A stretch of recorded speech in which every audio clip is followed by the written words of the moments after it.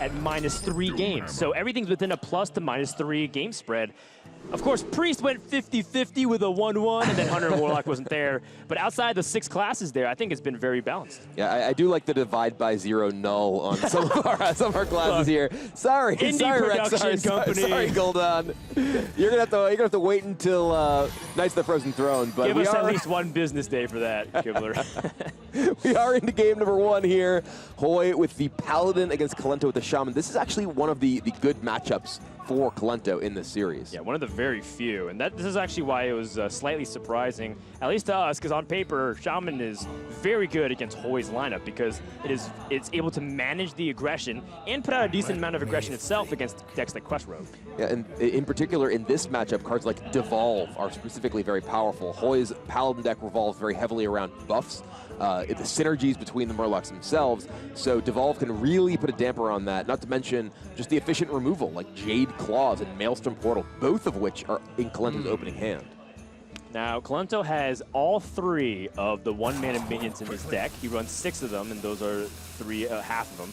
And now he has an opportunity to layer it. What are you really looking at here, Kibler? So Hoej wants to maximize the use of his various synergistic buffs here. The Grimscale Chum on turn 1 would potentially buff one of his other minions, but would reduce the value of his opponent's High Caller. If he gets a hit on one of the 1-drops here, he can have a very powerful turn 2.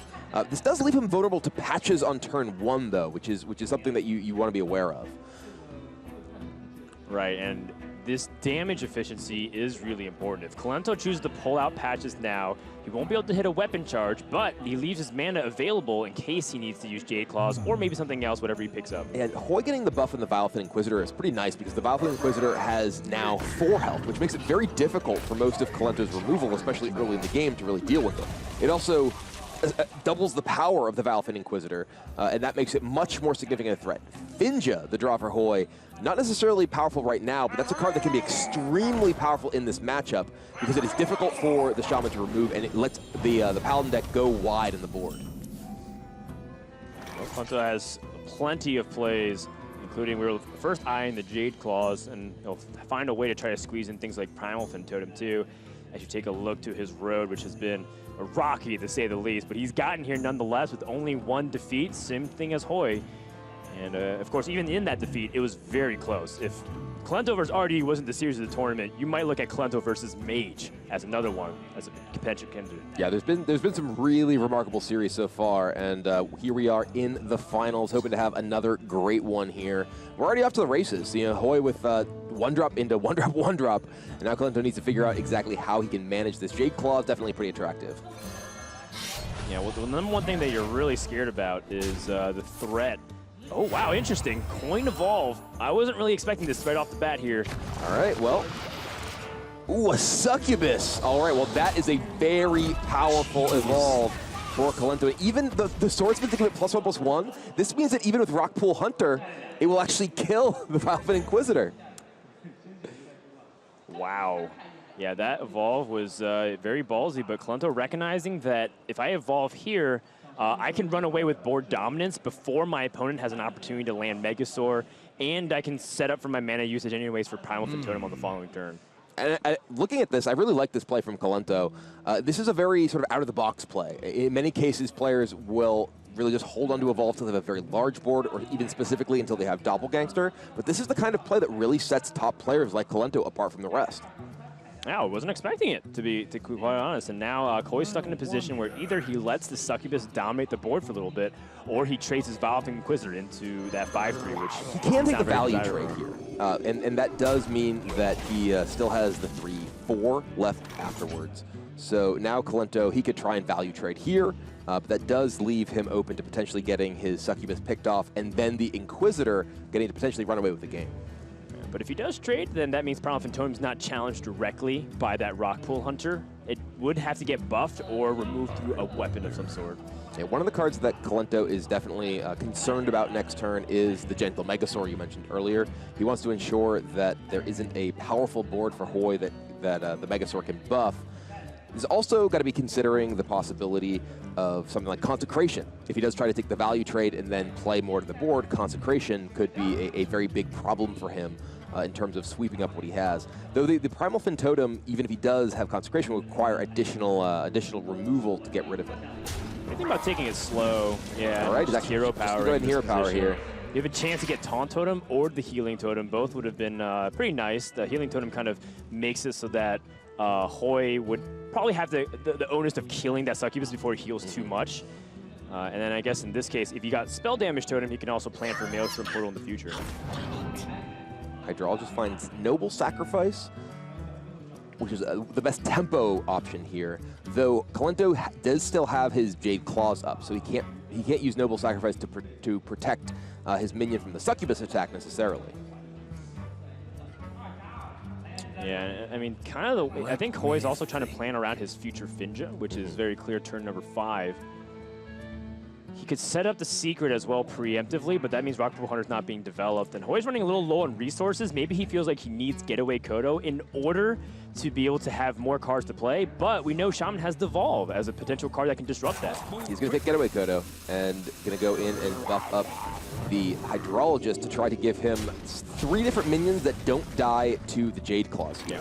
He is giving up one of these to the trade from Kolento's Succubus, but he does minimize the impact of the weapon. Yep, and also Jade Lightning becomes a lot worse if it can't load onto 1 minion, and he spreads out the stats. Very good technical play here from Hoej. Now, Kolento has a bit of an awkward hand, a lot of totems that don't match up very well into what Hoej has on the board here. Yeah, kind of an and spot. the portal puts a lot of things out of range as well. Yeah, everything is 3 health on Hoej's side of the board, so Maelstrom Portal, even with spell damage, won't clear off anything by itself. He can use the portal and the weapon to clear off all the 3 attack minions, yes. and then Primal Fin Totem doesn't get directly challenged by the Rock Pool Hunter. It's true. With the bonus upside of maybe something really juicy comes out of the portal, like a Salty Deckhand. Oh my god. The sequencing! That's exactly the opposite.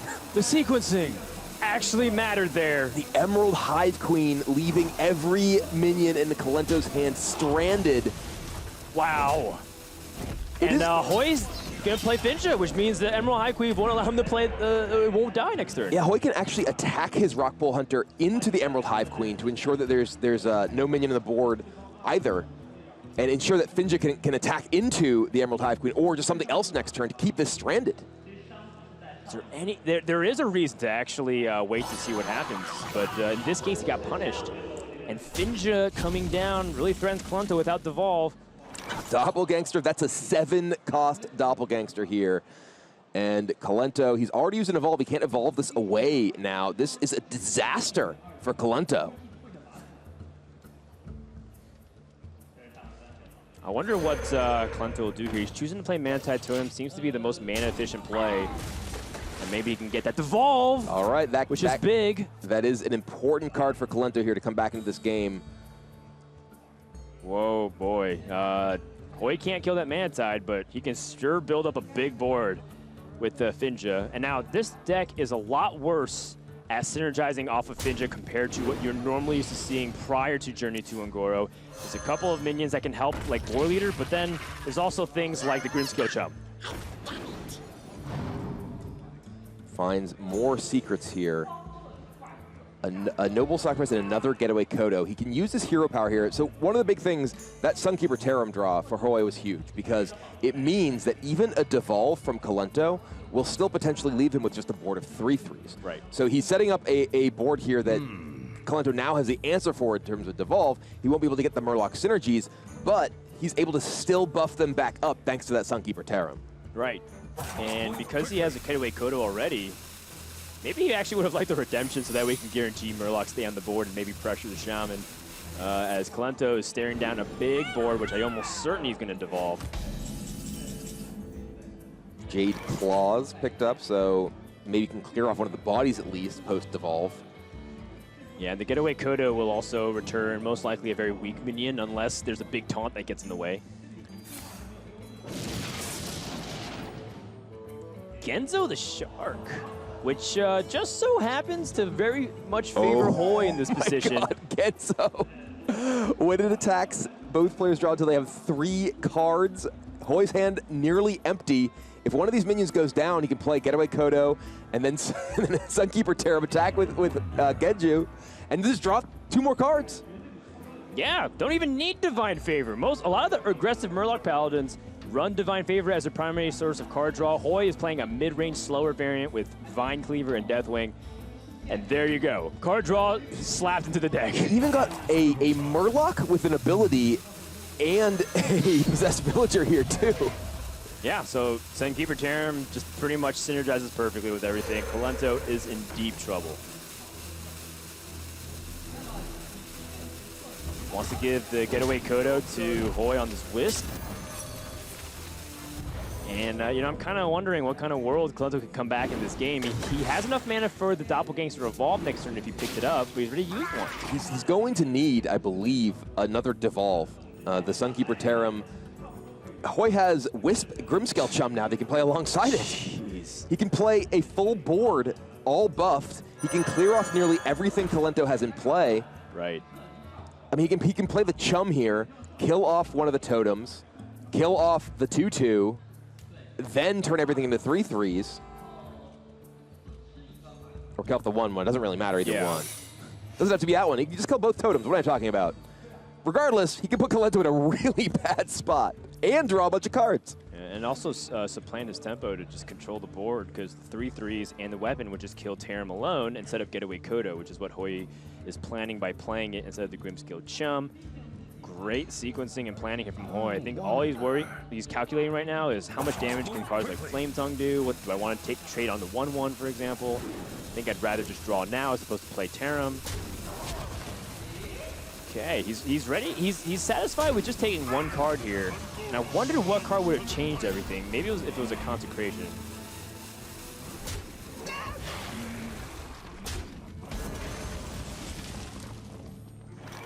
Kolento picks up Jade Lightning. That's not going to cure the situation. And he's also staring a fair amount of damage down.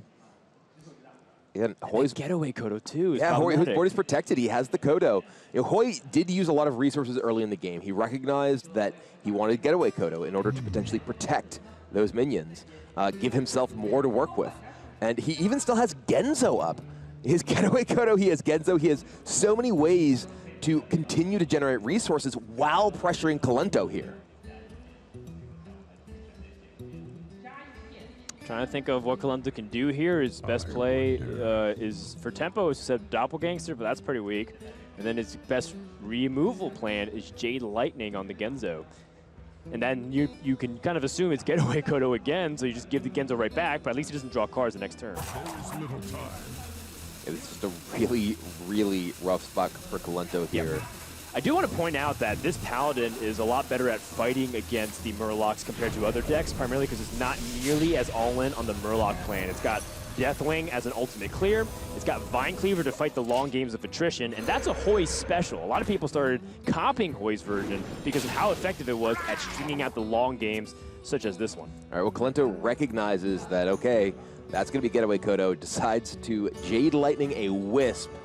When did you think that a Wisp would be targeted by a 4-cost removal spell in the finals of a championship? Right, and also having value as a tempo play, because Hoej played Wisp into the Terram, which is like a pseudo-quest rogue. And Hoej won a previous match with vanishing Wisps that were used evolved into too. He's just a Wisp specialist over here. The Whisperer. Ooh.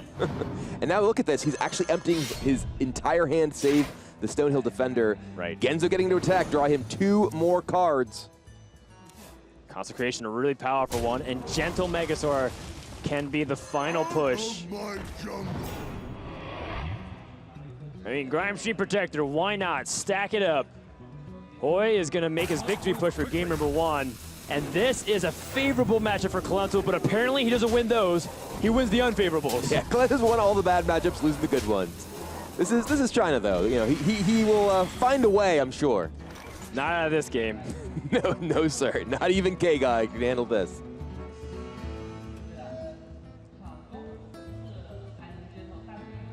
Kolento going to think it over, but we're having trouble finding any line. There's 10, 13, 17 damage represented, and a single buff card or a single point of damage would end it. Although the Bloodstone Courser does stall, Gentle Megasaur can still wrap this game up with a big buff. Or Tyrion. Or Tyrion. Doesn't kill him this turn, but it's going to be hard to beat. So he's got 10, 13. If he gets +3 attack, that's it. If he gets Wind Fury, that's it. Yeah, both. How about both? And that's going to wrap up game number 1. Hoej climbs up to an early lead and puts Kolento in a desperate spot because that shaman needed to get a win fast. Though Kolento has been down before, 2 of his matches already this weekend. He was down 0-2 before mounting a 3-2 comeback. Can he climb back again? I mean, this guy is the one who's been on record multiple times this weekend talking about, you know, all you have to do is be smart and good at Hearthstone. Maybe he wants a challenge and wants to put himself in a desperate situation so he can unleash his X factor. Yeah, Hearthstone's just too easy for Kolento. He got to spot his opponent a couple of games. Well, apparently the recipe for Kolento to make series really exciting is to go down 0-2 and then reverse sweep, having very unfavorable matchups all the way through. It's worked so far. Yeah, I mean that's just why change anything? It's true. Don't mess with success. If it ain't broke, don't fix it. Kolento. With the Paladin out of the way, by the way, I do think Paladin was one of the stronger decks against the entire lineup, but there's also Shaman. Hoej Shaman is good against Druid, the Quest Rogue, and is even against the Shaman too. So I kind of expect Kolento to be able to stick onto the Shaman here, but Hoej's got plenty of good answers. I mean, we did see Kolento playing against RDU. He lost the first 2 games, in fact, lost several favorable matchups. And then it was, in fact, against RDU's Shaman that he made the 3-game comeback. Yeah, that's right. He had to win an even matchup and then win 2 unfavorable matches. One of them, of course, being rather unfavorable. So we go into game number 2. Hoej opens up with the mulligan on the patches. I guess there's comfort knowing that you can't mulligan immediately, but that's not what you want here. Kolento's going to be on the Jade Druid. Now, last time we visited this exact matchup with Kolento, he played against RDU's Pirate Warrior, which started off with the N'Zoth's first mate. Look at that opening hand here from the Pirate Warrior. Kolento's got some good ones too. Finds a Jade Idol for turn 1, has Wild Growth or Hero Power available for turn 2, depending on what he wants to do. Is that a captain? Oh my goodness. Okay, well, Hoej is not messing around. This is an excellent draw for the Dane here. He's going to put the pressure on Kolento right away. Yeah, Wild Growth is a fantastic card, but Kolento's going to get an Innervate to piece all this together. And this is super awkward because he really wants to play his Wild Growth this turn, but not using his Hero Power means that captain is going to seriously punish him. Yeah, instant captain here from Hoej. He's usually been very slow and meticulous about his plays, but this one is fairly obvious as he sets up for a big power spike, not just this turn, but also the double upgrade South Sea captain. Okay, that's that gives Kolento kind of a fighting chance. It does. It allows him to set up for a Jade Behemoth next turn and gets him that much closer to Primordial Drake. Primordial Drake, one of the cards that helped swing this matchup away from being abysmal for Jade Druid not long ago. Now the number of substantial taunts you have allows you to get better into the game against these aggressive pirate decks. All right, well, Hoej, we talked about how he lined up this turn 3 play with double upgrade and South Sea deckhand. And even if the, Jade Behemoth comes out, Spellbreaker is waiting. That is one of the specialties of Hoej in his deck. He has 2 Spellbreakers in, when a lot of times people are putting in Naga Corsair, Grimy Gadgeteer, and even the Mortal Strikes. Well, the key is that taunt is cheat, and you need to get the taunt out of the way so you can get to the face. That's right. That's the smart code. I mean, back when Pirate Warrior was first starting to become an actual deck, a long time ago, back when Whispers of the Old Gods were a thing, and even earlier, some people played Ironbeak Owl as a way to silence and get past stuff. Now that Ironbeak Owl is very inefficient for its mana cost, Spellbreaker kind of does the same thing for a much better body. So a lot of aggressive decks tend to run with that. Well, this is turn 3, and Kolento is at 13 life. He's got a taunt, but there's that Spellbreaker. And yes, if you play Spellbreaker, he he's just dead. dies. Yes. There's just 13 more coming from Hoej. Like we said, Kolento wants to go down 0-2 early on and kind of make it dramatic for a comeback finish, or he's just going to roll over and die. He's just going to nourish and see if he can live and hope that this Primordial Drake is going to be able to carry him through. Well, this does mean that he lives through the turn. Oh, but maybe not next turn. Frothing Berserker is going to make that Primordial Drake very painful. Yeah, Kolento needs the... I'm trying to think of a card. I think he needs Earthen Scales. He needs the Hand of God right here. He does not draw it. Hey, Curator, oh man, it's not bad, but if he survives his next turn, which he won't because we know the Spellbreaker, he might have been able to see the end of the woods, but looks like Hoej just got enough here. Yeah, that is one Frothing Berserker. Spellbreaker going to punch the way through, and Hoej up to a quick 2-0 lead. Things are looking bad for Kolento. Hoej is one game away from calling himself the spring champion and rolling over Kolento 2-0. By the way, really interesting scenario has been given to us here. Hoej has tweeted right before the series saying, quote, "My career started back in Via game with Kolento, and now this tournament ends with Kolento." Still a better love story than Twilight. And then, and the reason why is because they were placed in the same group for Hoej's first big tournament. He qualified for it, and then Kolento beat him 3-0. But Hoej, in the decider match of the group, won 3-2, knocking Kolento out, and then he went on to win his tournament, and since then has been a presence in the scene. I remember those upsets. I was casting that event, and a lot of people were like, who's this Hoej guy? He's beating all my favorite players. He was actually emoting, too, with Mech Mage back then. I remember that. He was like saying greetings as he like fireballed with his Goblin Blast Mage. Everyone was like, ah, he's doing this to my favorite players. And ever since then, Hoej's kind of really grown to be one of the endeared players of the pro scene in Hearthstone. It is really funny to think back to that event where Hoej had his breakout. Lots of people thought of him as such a bad-mannered player, and now he's just the nicest guy in the world. Everyone roots for him. Yeah, he eased up real quick on those emotes. I mean, he was like you. He said he thought emotes were playful. Yep. He wasn't actually trying to intend anything. He was trying to make it lighthearted because, you know, there are some times where you just win. It's the card games. You get the nuts. You roll over your opponent. So he's trying to, like, relieve the sadness by making it more lighthearted, but obviously had the opposite effect. That's the exactly opposite. Yeah, exactly how people interpret it. But all right, well, it is Hoej on the shaman, and this is the deck that Kolento reverse swept against RDU. Can he do it again? He's going to have to win this tournament. And I want to remind you, Kolento was down 0-2 against RDU. It was game 3. He had to play Evolved Shaman versus Evolved Shaman as his best matchup. And now we are exactly in that same seat. He has to sweep Evolved Shaman 3 times. He did it to RDU.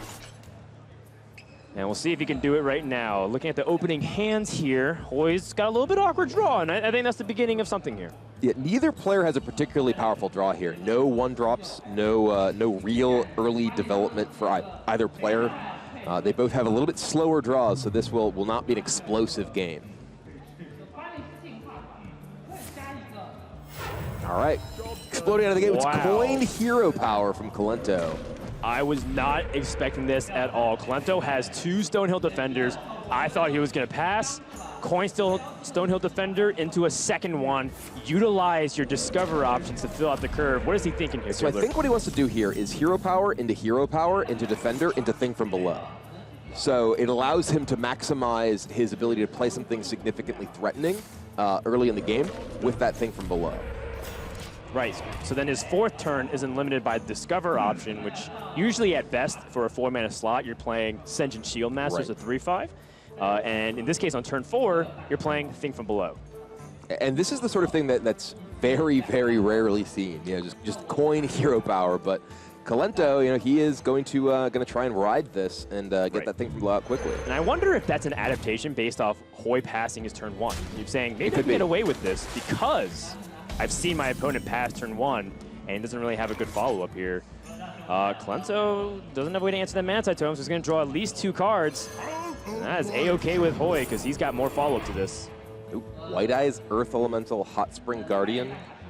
All pretty powerful cards in the right situation. Looking at Kolento's hand, he has a lot of expensive cards, so I think he may pass on the Earth Elemental because it would really put a damper on his mana curve. Yeah, not to mention that in this matchup, you can't get too attached to big minions because of the threat of Devolve. You know that if you play Earth Elemental, not only are you committing a huge amount of mana, if your opponent devolves to a very weak 4-mana minion, even like a 3-3 or 4-4, you're going to get completely blown out the following turns. Definitely. Oh, he is going to take it, though. All right, so he may be thinking that this is a game that, because both players have had slow starts, may very well go to a... Well, wow, I actually just was shocked by that. That seems incredibly strange to me. It's true. This has been banned against him every single time? That's right. Shaman's been banned against Hoej every single series. He's played Rogue, Paladin, Warrior exclusively. He's a 5-1 with Paladin, actually 6-1 now because of that. And Shaman was the first time he's played in the Grand Finals. That is remarkable. I mean, Shaman's had a pretty decent win rate, too, in the tournament.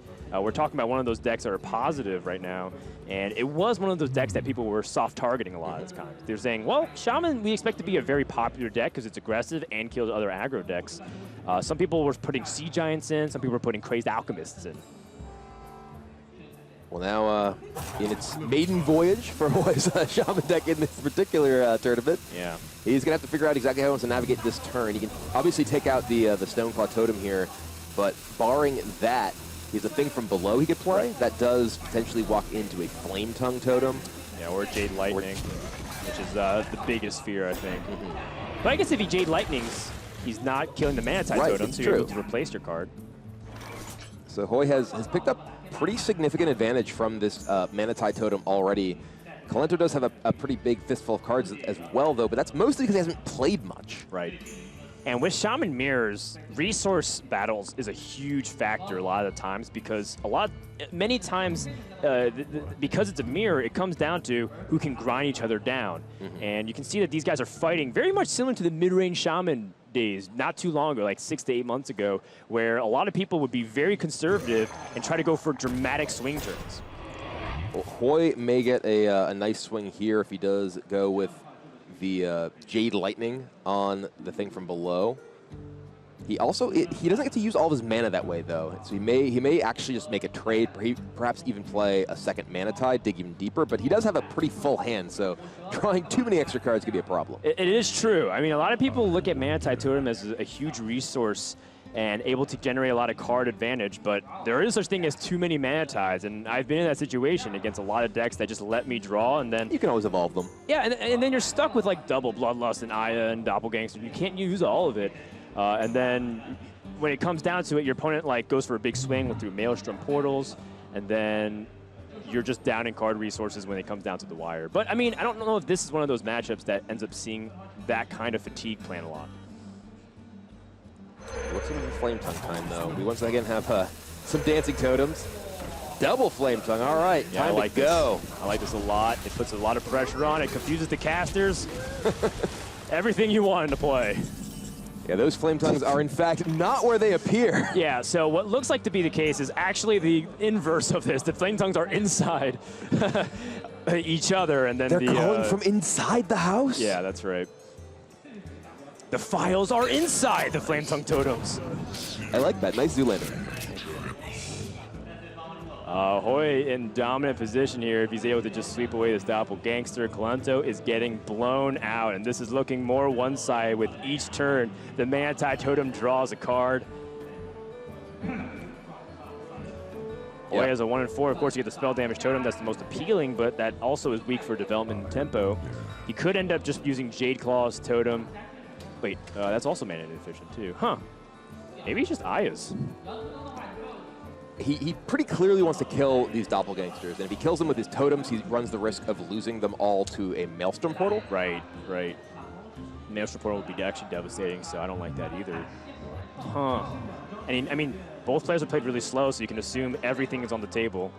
There's nothing that indicates that they wouldn't have a Jade Lightning or they wouldn't have a Maelstrom Portal or Devolve. We're going to calculate all the possibilities here. What if you just Jade Lightning a 2/2? Is that too inefficient, you think? You have 2 Jade Lightnings. I think it's totally reasonable. You have tons of cards. I think Jade Claw's Jade Lightning here is not at all off the table. You spread your board wider. Kind of Bloodlust. Wow, okay. I wasn't even thinking this. He's got 2 Jade Lightnings and Jade Claws. He's going to go face. The crowd approves. All right, that is 7 life. Hoej has just lethal in 2 Jade Lightnings. We weren't even looking at that. We were thinking about fighting for the board. Hoej, though, he smells blood. Pidgey says smork. Oh, that was brilliant. That's something that we didn't think about immediately because we're talking about board control because that's what usually matters in this matchup. Hoej sees that he has 2 Jade Lightnings And you don't heal in this deck. Wait, Kolento had the opportunity to. He had the Hot Spring Guardian as an option. It.